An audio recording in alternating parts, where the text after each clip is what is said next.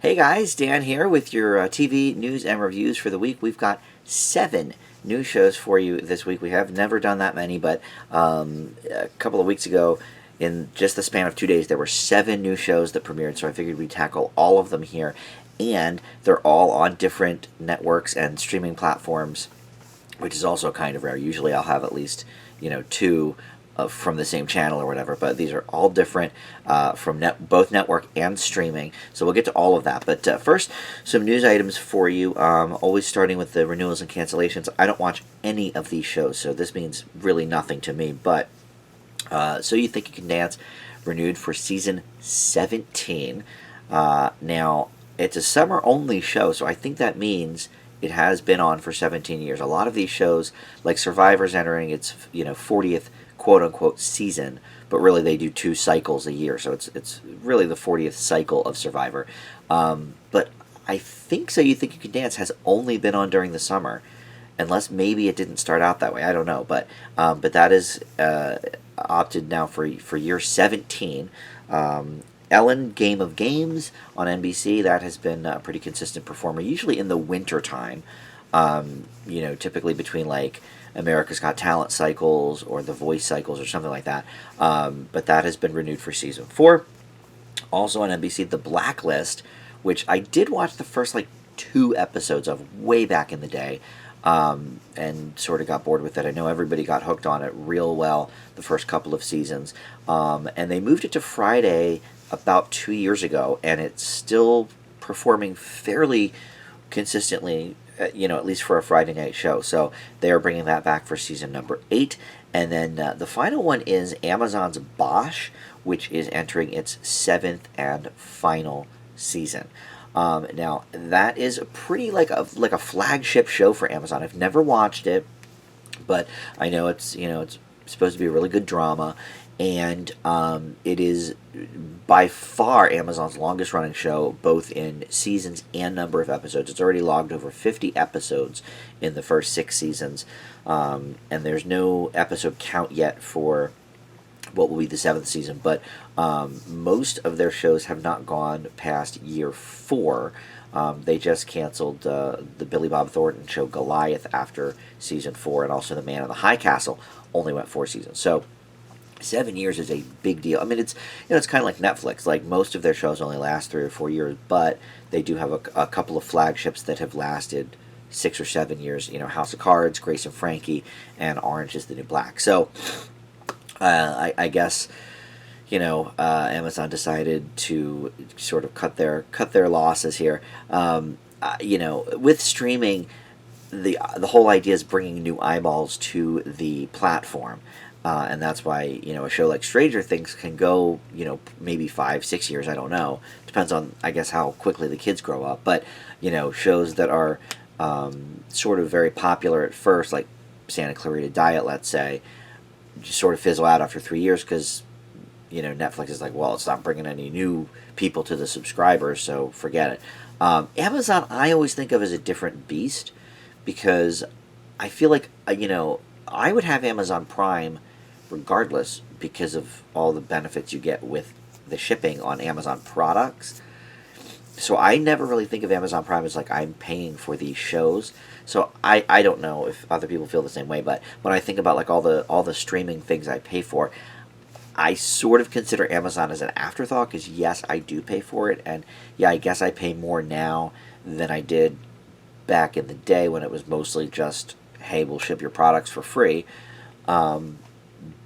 But I still, I would probably do the Amazon Prime either way. So anyway, but so that is going to close as Amazon's longest running show thus far, Bosch. And then canceled another show I don't watch, Insatiable on Netflix. It features Alyssa Milano. It's sort of like a dark comedy, I suppose, but that only ran 2 years. So Netflix, unfortunately, Netflix cancels their shows after the seasons have wrapped. So like a lot of shows end on cliffhangers, which I don't like. Again, I didn't watch Insatiable, but season 2 is already done. So if it ended on a cliffhanger, that's it. And to bring up Santa Clarita Diet again, that was a show I really liked that after three seasons they said goodbye, and it ended on a cliffhanger. So I always find that very annoying. But Anyway, I don't watch any of those shows, so I don't really have too much to say about them. So up next is Battlebots is returning. I don't know if we've heard about that yet on this show. I don't know if I've talked about that or not, but it's been in the works for some time here on Discovery. It's going to premiere in May, and the reason I'm not classifying this news item as a This Week in Reboots is, I guess, just because it's been in the works for a while. I think probably since before I started doing this show. But the reason it's noteworthy is because Discovery has ordered 50 hours of episodes of BattleBots, and it's I don't know if it's going to be all through one cycle of contestants, but I think it is, because from the article I read, it's like they're going to basically go to the creators of the robots and go step by step through how they're creating them and this and that and the other thing. Whereas I believe the Comedy Central show, this is not something I really watched, but it was like, it would be on before The Daily Show, so, sometimes I would catch the last few minutes of it. And I was never really into the whole robots beating each other up as a, entertainment form, but okay, fine. But from my understanding, every episode of BattleBots was sort of standalone, and they had, different, I don't know if it was 2 robots per episode or whatever, but, the robots would come out, one would destroy the other, somebody would win, the end. And then I don't know if that person would then go again. I never really watched this show, but it was my understanding that each episode was basically standalone. It wasn't a reality season as we would know it today of competition. So that's what it sounds like Discovery is doing. They're going to have 50 hours of episodes. Each one will be, I guess, an hour long, and go through the whole process. So I'm assuming these are going to be all, one season. We're going to get to know these people and their robots before they battle. Not something that appeals to me, but for people that like BattleBots and that kind of thing, maybe that's really good news with 50 hours of entertainment there. Okay, so up next, I want to talk about TV pilots, because this is like pilot season now, where the networks are going to decide sort of, what goes to series and what does not. And the number of pilots is way down from last year. Last year was already at a low 9. There were 66 last year. This year they're down 9, and last year was a 10-year low already. So there's only 57 pilots being ordered by the various networks, and I guess streaming services as well. I think with streaming it's a little bit different if it's like a Netflix or an Amazon, I guess, because they're independently owned. But Hulu's owned by Disney. Disney Plus obviously is owned by Disney. CBS All Access, HBO Max. So now it's sort of broken down even more. And we talked about this a little bit last week, that a lot of the Warner productions are going to be directly for HBO Max now, instead of HBO proper, or I guess the CW is co-owned by Warner still, because that's what the W is, from the WB. So now there are only 57 pilots. Probably less than half, or maybe even a third of those will go to network. But some are up a little bit from last year, and then some are way down. Like ABC TV is way down on their pilot orders, but they've also announced, hey, we're going to just not do pilot season, but we're going to do pilots year round and kind of see where things fit the best, which to me makes sense. Everybody's kind of scrambling this time of year in Hollywood to get their projects on and make the deadlines and stuff, but this opens up people to possibly more employment opportunities, because okay, well, my pilot didn't get picked up here, well, okay, ABC's going to give me another pilot order for a different show in 5 months. So some of them are way down, and some of them are a little bit up. Some we've heard about already, like the Equalizer reboot with Queen Latifah. That's a pilot, and that's a co-production with NBC and CBS, because NBC is going to basically be producing it, but it's going to be for CBS television, because that's one of their properties, and that's kind of how things work. I mean, nowadays most channels are doing their own productions. But for example, Scrubs is a good example of, that was an ABC TV Studios production, but it was on NBC until the last season when ABC picked it up. But a lot of things are going that way, and that's kind of why, like, for example, Brooklyn Nine-Nine, was on Fox, but it was never Fox owned, and so it makes sense that NBC picked it up then, because they can make more money now in syndication with that show, and Fox, wouldn't have made the money. So a lot of networks now are banking on their own productions. Not always, though. Some are definitely still being farmed out. But back in the day, it was like, because Universal didn't own NBC, Paramount didn't own CBS, so it was like you'd see all these Paramount shows on all different networks. You'd see Universal TV shows on all different networks. But now everybody kind of owns something, so there's not a lot of them. There's a few, Lionsgate has a couple productions out there for pilot season. There's like 2 or 3 other. A&E Television has a couple pilots at major networks this season. So there's still a couple independent studios, but most of them are going to be from that. But I think it's interesting that they're being a little more cautious on what projects they're going to take to pilots. And now there's also, I think, a more. I didn't read this in the article, but just from the articles I've been reading the last few months about the new landscape of television, basically, you could see that more shows maybe are going direct to series, as opposed to doing a pilot and having to go through okay, well, we'll pay you to make the pilot, maybe it's good, maybe it's not. But like Tina Fey and Robert Carlock have a new show with Ted Danson that's going straight to series. I believe one of the shows I'm reviewing today on the show, Katy Keene, I believe went straight to series on the CW. I don't think that had a pilot order, for example. So I think we're seeing more straight to series and hoping that it pays off, because these are obviously big names they're working with. But some of the pilots that kind of caught my eye that I had not heard about yet is Topher Grace is going to be in one called Home Economics for ABC. It's a comedy, and this will be his first TV show regularly since that 70s show went off the air. And he's been doing a lot of really cool film work. I mean, he was in Black Klansman in a really kind of a dark role. So it'll be interesting to see if that gets picked up. That's obviously a high priority. Ed Helms and Randall Park, and this I think did go straight to series. I don't think it's doing a pilot. But Ed Helms and Randall Park are going to be doing a show for NBC called True Story, which is going to be like a hybrid of reality, sort of unscripted stuff, and then basically they're going to interview people with amazing tales to tell that really happened to them, and then famous actors and actresses are going to reenact it.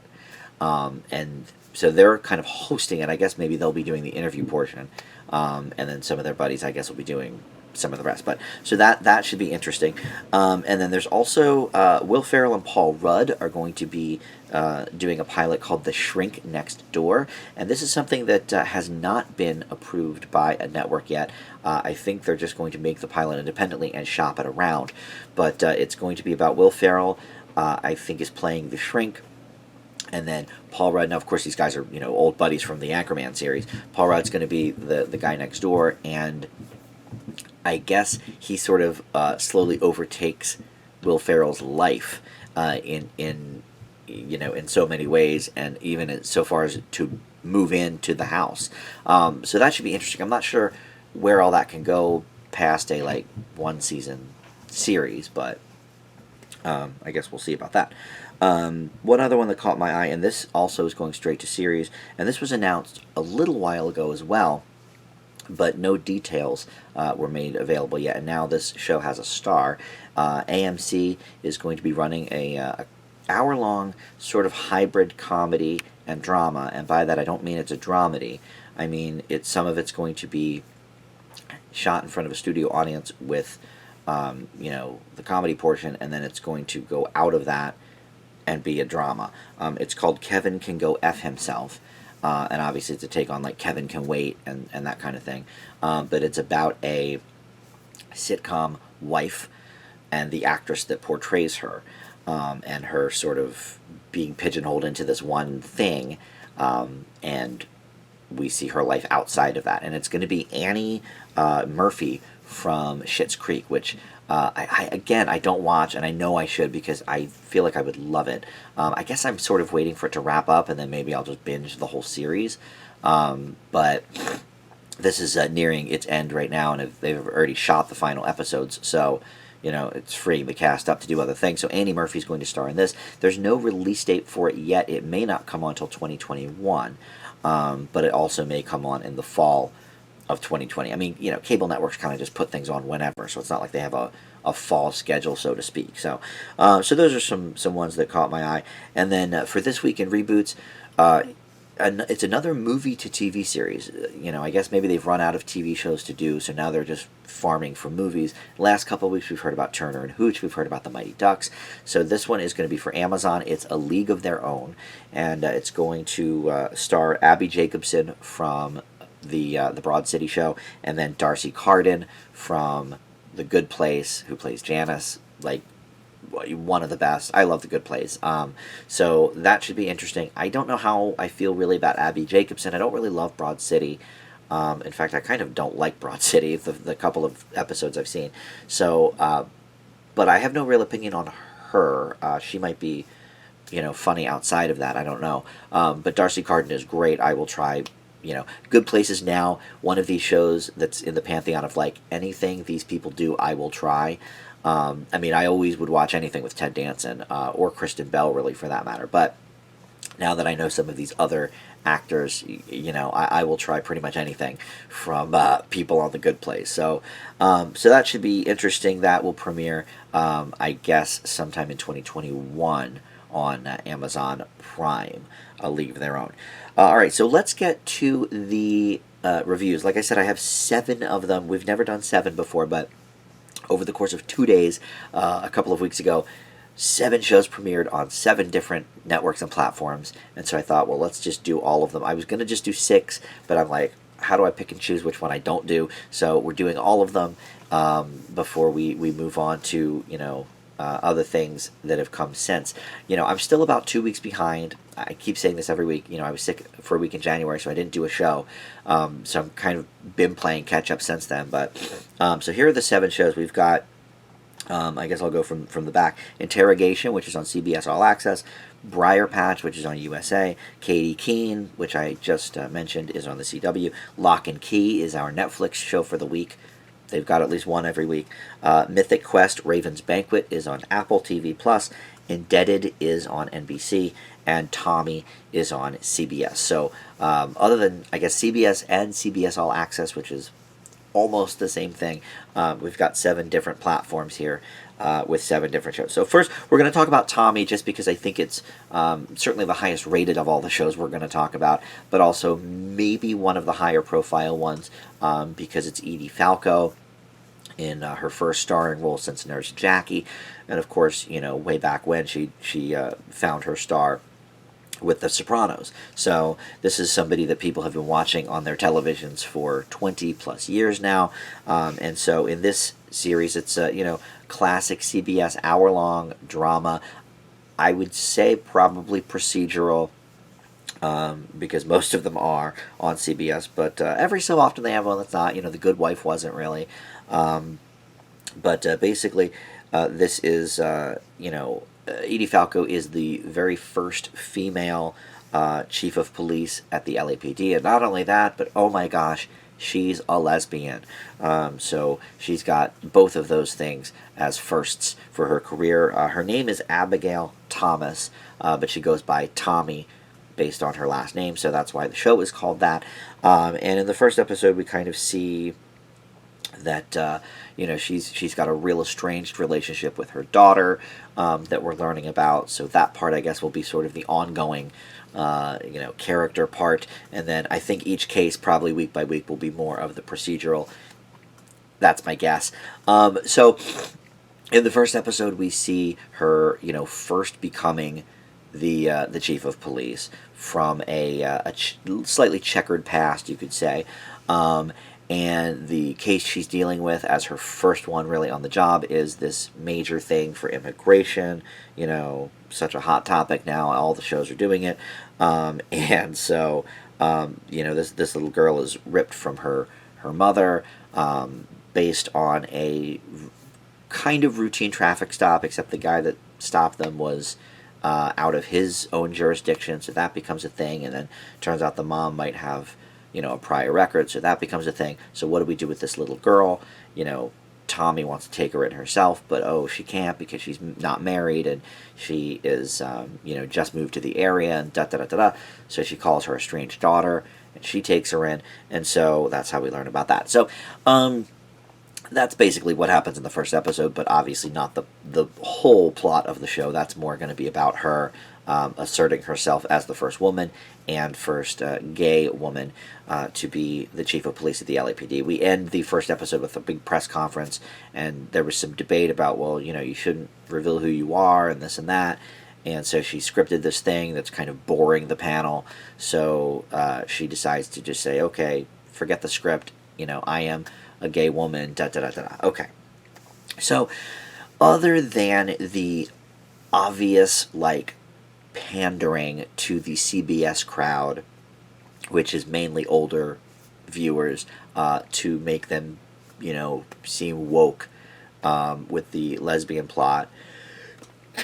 Excuse me. Other than that, everything else about this is pretty good. Edie Falco is great. She always has been. She was one of my favorite characters in The Sopranos. I never did get to watch Nurse Jackie, so I don't know much about her there. But I've seen her, pop up on different shows as a guest star. And, she always brings it, whether it's a comedy or a drama. And, here, obviously, very dramatic. But, she does a great job.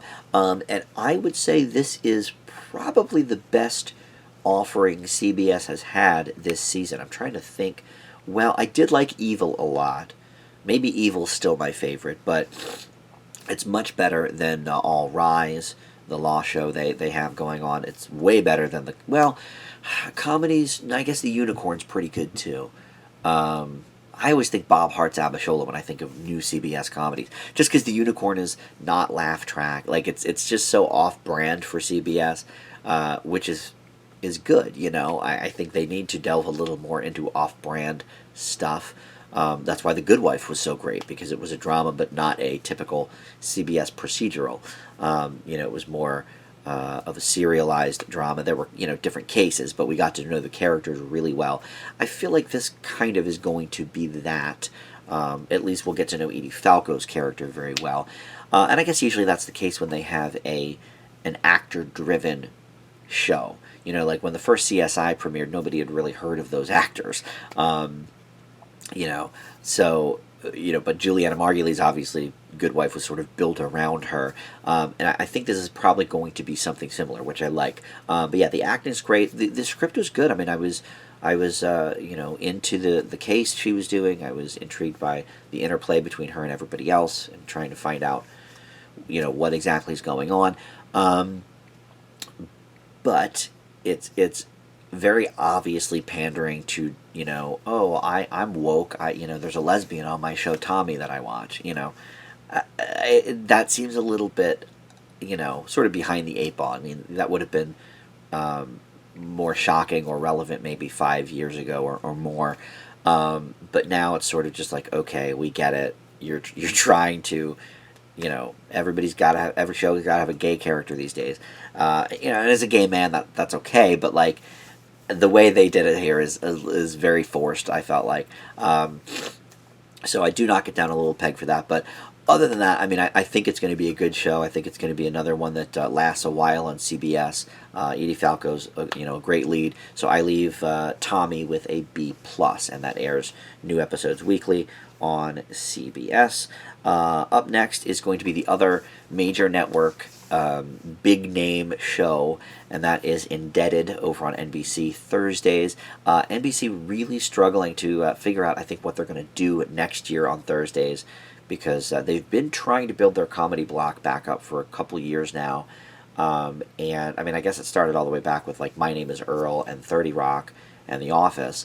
But they can't really find a sweet spot for all 4 shows. So they've renewed Superstore and Brooklyn Nine-Nine already for next year. This one I don't see coming back. The ratings are already horrible for it, but we're going to review it anyway. It's Indebted, and this is Fran Drescher's big return to television. As you know, of course, she was in The Nanny for a long time, and then also, I mean, all of these people, the main 4 actors, are all sort of return to television type people, because the Fran Drescher's husband is played by Steven Weber, of course, from Wings, and then the kids are played by Adam Pally from Happy Endings, which is also a show where, like, I'll watch anything anybody from Happy Endings does. And then also Abby Elliott, who was on Saturday Night Live for a few years, probably about, I don't know, 8 or 10 years ago maybe at this point. But so she's so these are the 4 stars of the channel, basically, or of the show. Basically, Fran Drescher and Steven Weber play Adam Pally's parents, and they show up at the beginning of the pilot and are on hard times. They are all out of money, this and that. They spent too much. They've been very extravagant, so they have nowhere to go. So Abby Elliott's character says, "Oh, we'll take you in as long as you need," and then hilarity supposedly ensues. They have 2 kids of their own that they, are kind of struggling to raise on their own. So here swoops in the grandparents, and maybe they can help us, but they're horrible, so we don't know what to do. It's all very kind of sitcom hacky, I guess. It is multi-camera, so there is either a studio audience or a laugh track. I think it's a laugh track, because most of the time these days, if something's actually filmed in front of a studio audience, they say it up front, like the Connors and Abby's did last year, and Whitney did, the Whitney Cummings show. So unless it's on CBS, and then I think they just assume it's in front of an audience. But this may or may not be, I'm not sure. But either way, it's multi-camera, and there's laughing in the episode. I have to admit, I think because of the charm of the actors, I did laugh like probably 3 times in this episode, which is more than I can say for some other shows recently. So I can't give it a super bad grade based on that, but I also can't really recommend it because it's pretty horrible. A lot of the jokes are kind of stale or obvious, and as far as like sitcom setups go, it's very standard.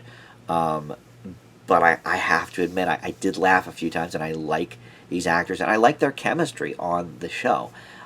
So I think I'm going to leave Indebted with a C+. It's probably more of like a C or a C-. But it got me, and I like these people, so I would like to see this show sort of evolve and get better and succeed. I don't know if it will, but I'll leave the pilot with a C+. Again, with TV, it's so hard to grade based on just one episode, because it's like, there's so many directions it can go. Shows can certainly get better or worse from the pilot stage, but I think there's potential here because these actors are all funny, and I think they can deliver humorous renditions of a line that maybe isn't even that great, but their delivery sells it. Certainly with, Steven Weber, well, I go kind of back and forth on Wings, because I didn't really like Tony Shalhoub on there. I didn't really like Thomas Hayden Church on there, but I liked some of the actors on there. Steven Weber I've always kind of liked. He did that show Cursed back in the, I want to say, late 90s. I enjoyed that. And every time he pops up on something, I find him to be amusing. So he probably got the most laughs from me in this. Adam Pally a little bit as well. But it is all very standard, so just know that going into it. But I don't know. I'd like to see it stick around. I sort of like the whole laugh track studio audience thing. I don't want it to die. In fact, when I was reading the article about the pilots this season, almost half the comedy pilots are multi-camera. So so maybe it's not going away. But usually they just land on CBS and sort of linger there for years.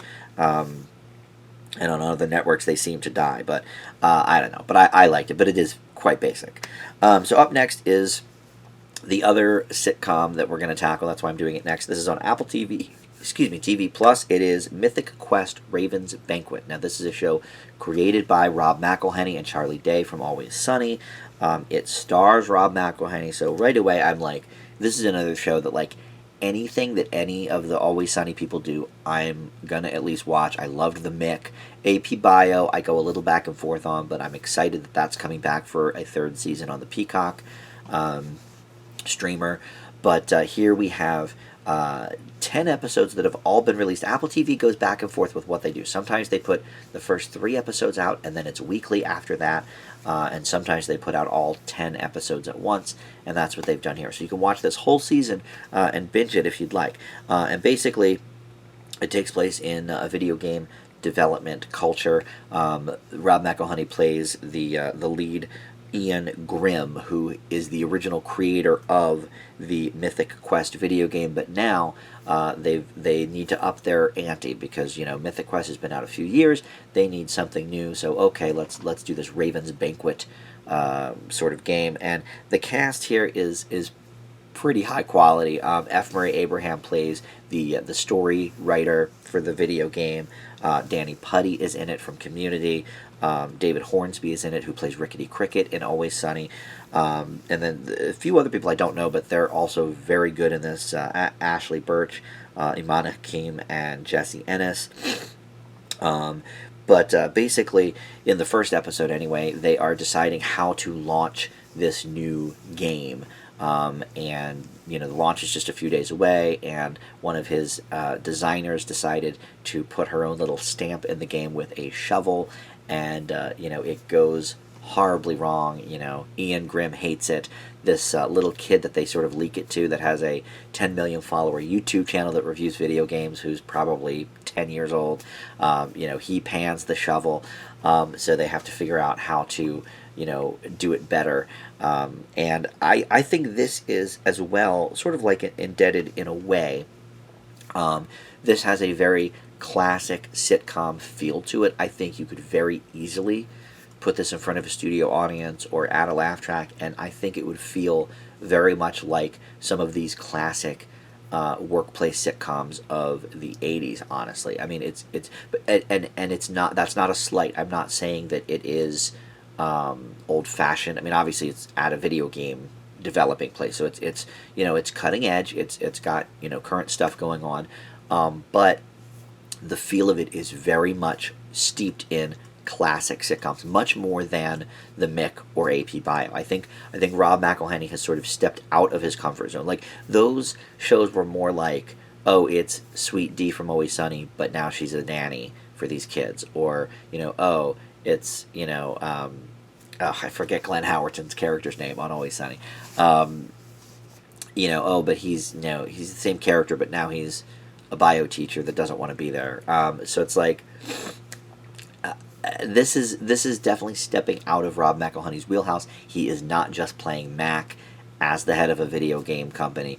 I mean, there's definitely a little bit of Mac in there. You know, he talks about penises a lot, but this show, I think, sort of pokes fun at gamers in some aspects, but at the same time, it is, I find it to be pretty relatable and pretty real. I think with a little bit of tweaking, you know, this could be right up there with, you know, like The Office, 30 Rock. You know, the comedy certainly isn't as sharp as it is in 30 Rock, but let's all remember, you know, The Office started off a little shaky too. I mean, they were basically just recycling scripts from the UK Office.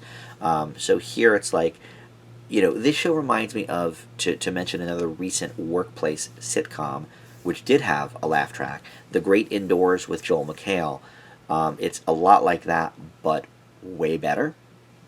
Was Danny Putty in that too? No, I don't think he was. No, maybe I'm just thinking that because the Joel McHale connection. But anyway, this has a very classic, old-school sitcom feel. You could easily throw some laughs in there from the audience, and I think, like, the beats would be the same. It really had that feel to it. Everybody works very well together in the cast. There's a lot of laughs in this, and it is something a little different for the Always Sunny gang. They're not just sort of playing their own characters.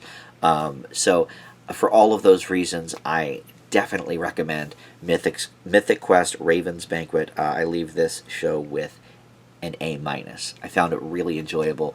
This is one where, yeah, I think it would be pretty easy and fun to binge all 10 episodes. Up next is Locke Key. This is on Netflix, and like all Netflix shows, all the episodes are available now. I think there are, 10 of them total. And this is based on a comic book series which about 10 years ago Fox commissioned a pilot for. So this is actually the second attempt to make this comic book into a show. The pilot failed at Fox, obviously. I think it was 2011, so it was just about a decade ago. But now Netflix, of course, they don't really do pilots. They just say, yes, do this, and we'll put it up. So there are 10 episodes of the show. It is a supernatural drama, I guess. And in the first episode, we meet the family, and their father dies. Locke is the name of the father, or the family surname, I should say. It's Locke. But it's kind of tongue in cheek with Locke and Key, which you'll learn about in a second. But Rendell Locke, the patriarch, dies at the hands of one of his former students in the first episode. And we see that in a flashback, and we will see him, I guess, recurring. The dad, and also, I guess, the student that murdered him, because we see him appear in this episode as well in the present day. But basically, it causes the whole family to move from Seattle to Massachusetts in a little suburb, and sort of move into Rendell's family home, which is called the Key House. It's basically a mansion, and so everybody in Massachusetts already knows who these people are, just based on reputation, because the Lockes are a very famous family, I guess, in this portion of Massachusetts. So even though the kids have never been there, like, everybody kind of knows who they are. And as the episode goes on, we learn that there's more to the house than meets the eye. There are some mysterious keys that pop up, and we've seen 2 of them so far in this episode, and they do different things. One of them allows you to go from any door to any other door that you've seen, just by saying it when you enter, and then the other one makes this mirror basically come alive, except it's sort of a trap, let's say, and I don't want to give anything else away than that, but yeah, there's some interesting stuff in this show. I've never heard of the comic book. I didn't know there was even a TV show commissioned by Fox years ago based on this. I didn't know much about this going in, but I'm always up for something that is created and produced by Carlton Cuse of Lost fame, and he does that here. And Darby Stanchfield from Scandal is the matriarch of the family. The kids I don't really know, except Connor Jessup I've seen before. He's been in a few different things. He plays the top, or the eldest son. He was in American Crime on ABC.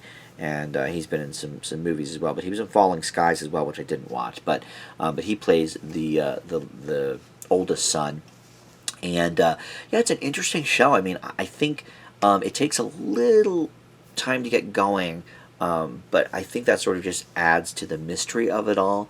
I think there's a lot of interesting things happening here. I am curious to see what else they're going to discover. I'm not sure if this works better as a series or a movie. I think that's a lot of my problems with some of the Netflix shows. Some of these stories maybe could be told in 2 hours instead of 10.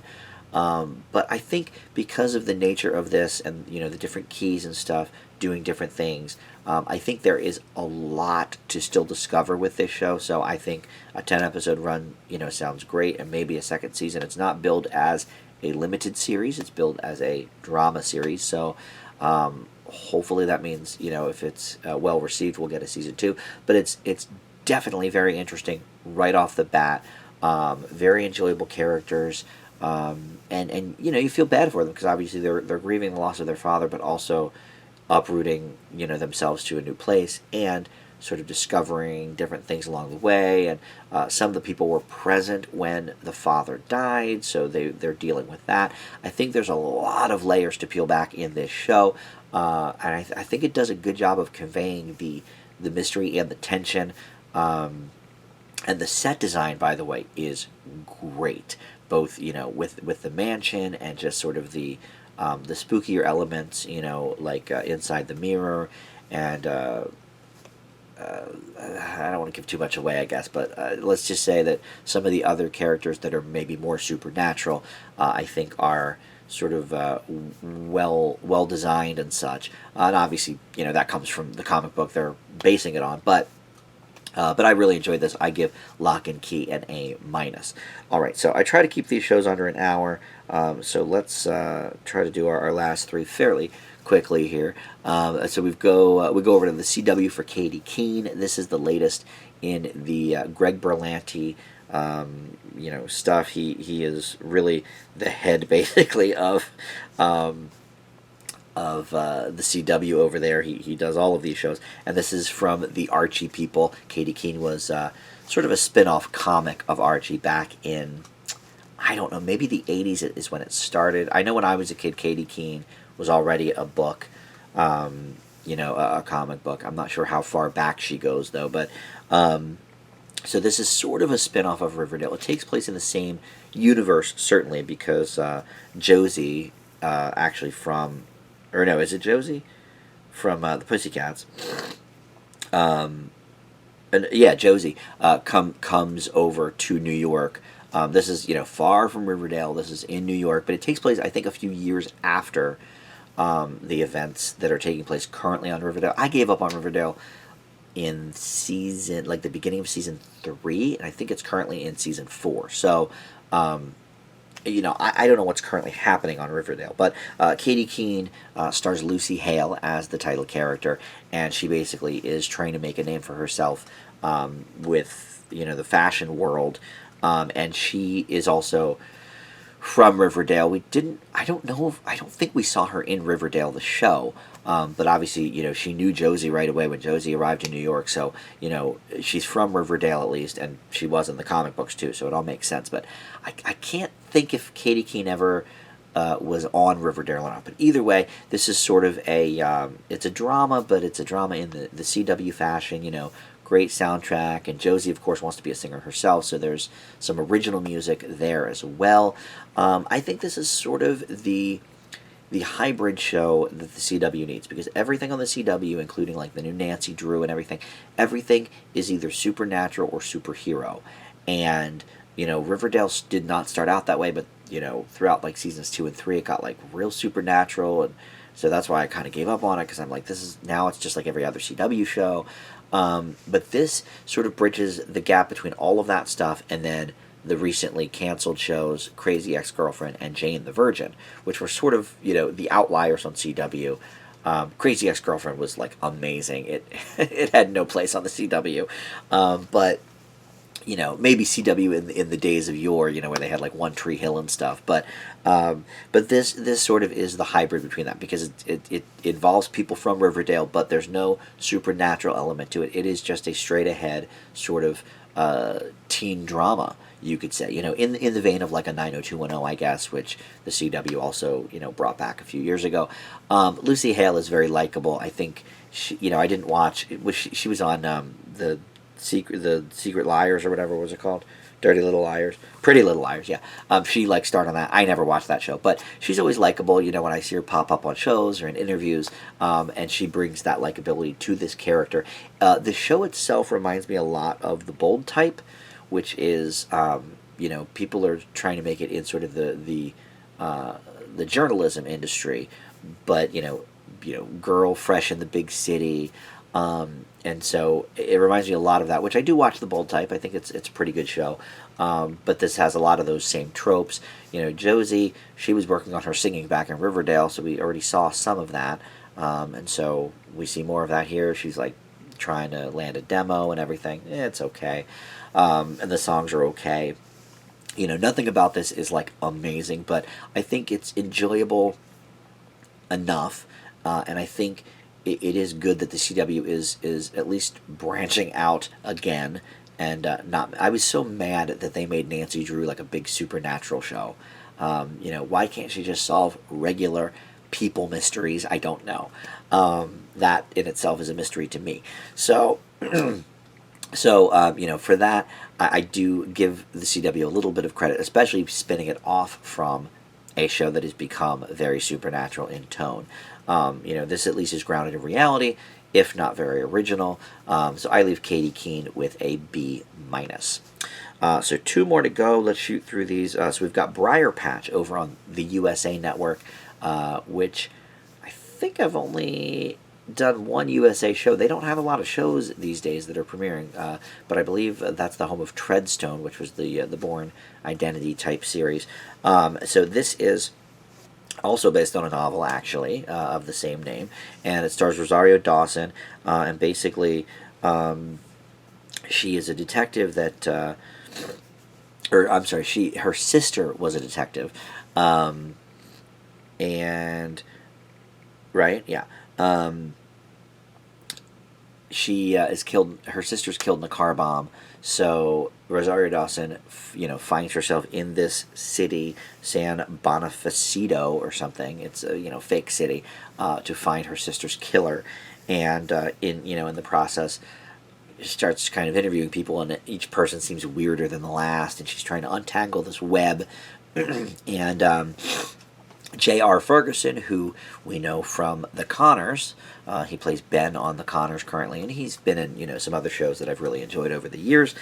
He is one of the stars in this show as well, and we meet him in the first episode about halfway through as she interviews him.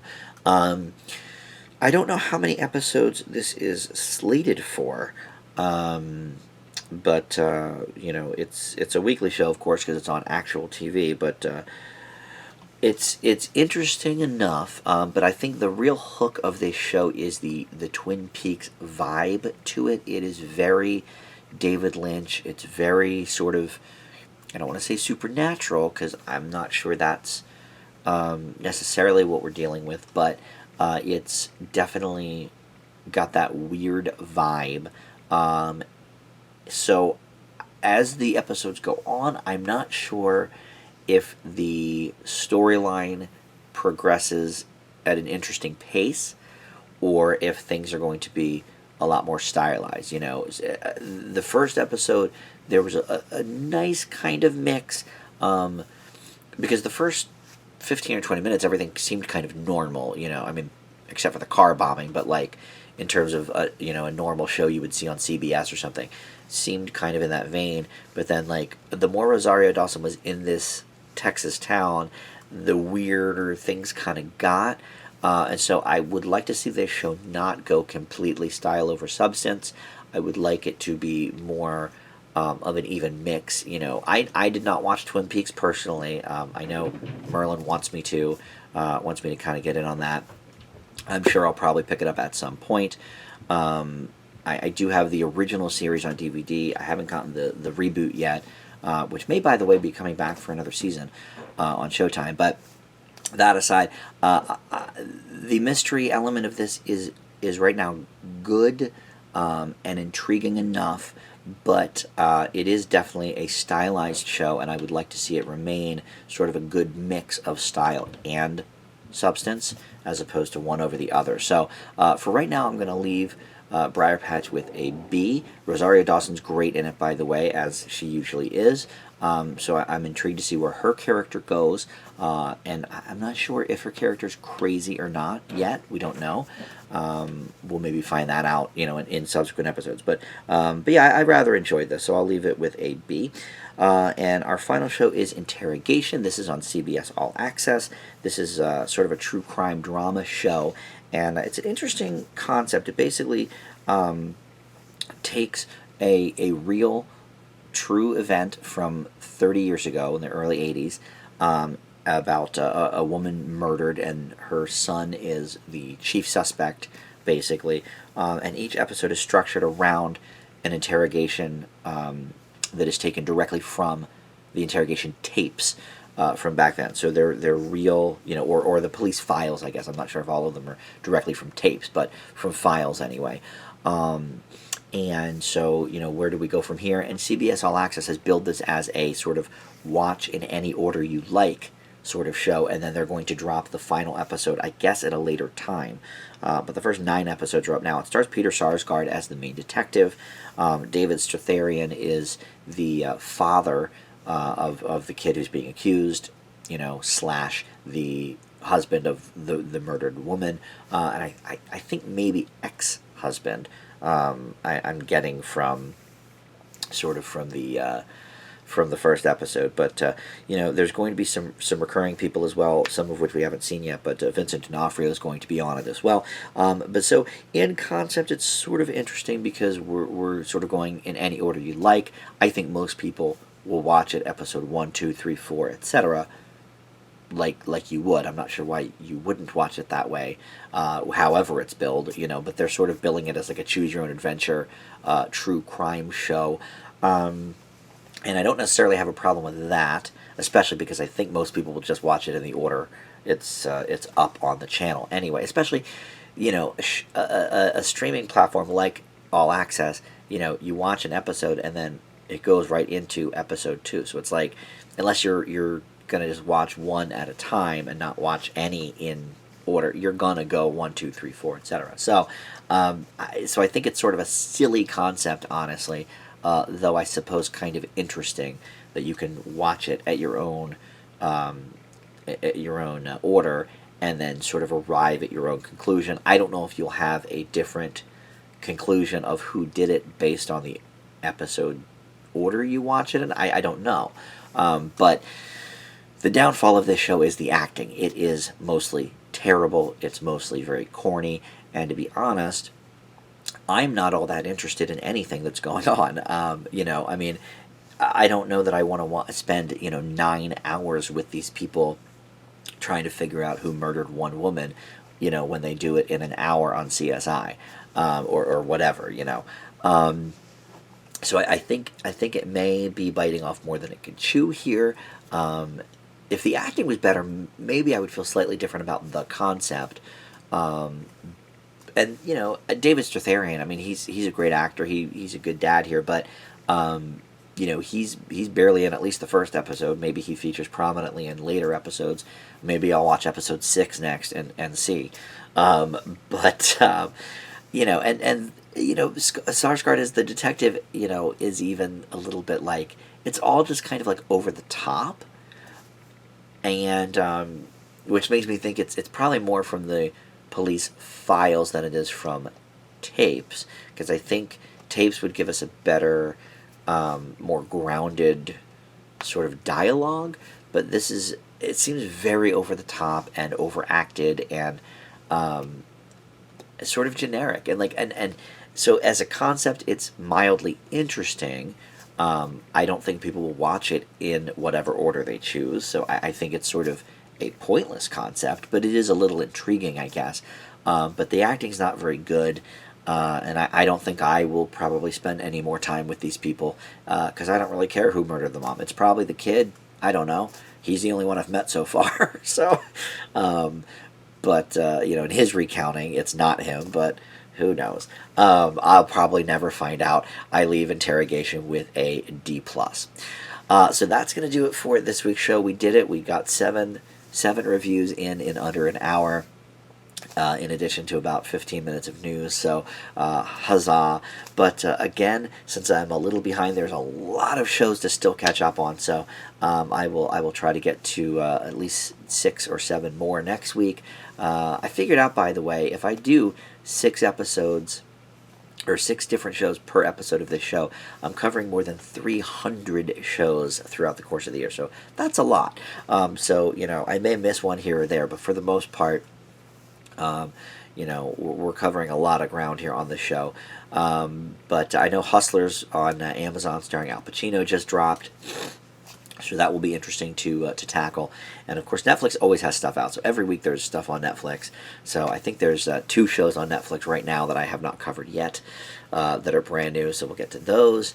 Also, Fox has a new animated series on Sunday nights. I want to cover that. So there's a lot still to come. Don't worry about that. Also, The Conners is new this week again, so I'll have a Conners review up Tuesday night. Wednesday night, I will have my Masked Singer guesses up.